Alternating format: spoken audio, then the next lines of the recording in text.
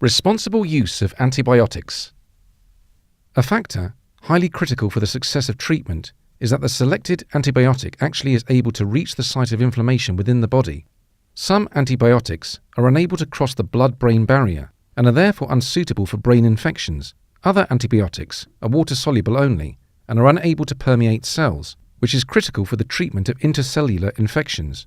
Antibiotic absorption rate, if taken perorally, could be harmed by food intake, as well as to binding to plasma proteins.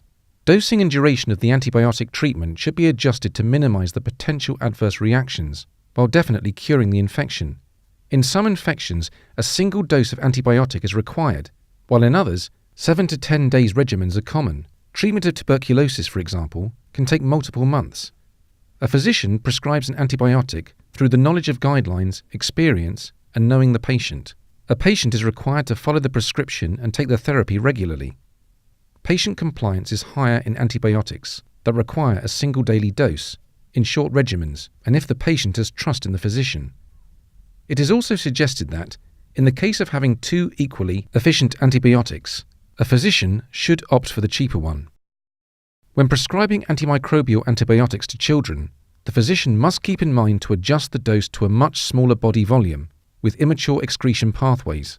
Neonates, infants, and toddlers in particular are considered immature, while children above 2 years of age and older are considered to be equivalent to adults.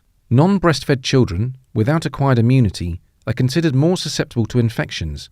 In such children, the infection will progress quicker. Neonatal infections are most commonly caused by bacteria transferred from the mother. Preschool and school-aged children commonly have endemic streptococcal infections. Teenagers are susceptible to sexually transmitted diseases. Antibiotic of choice can be selected empirically, however more attention is required to properly adjust the dose for a smaller body surface area and weight. Ideally, antibiotic for use in young children should be syrup-based or in tablets, capsules, small in volume.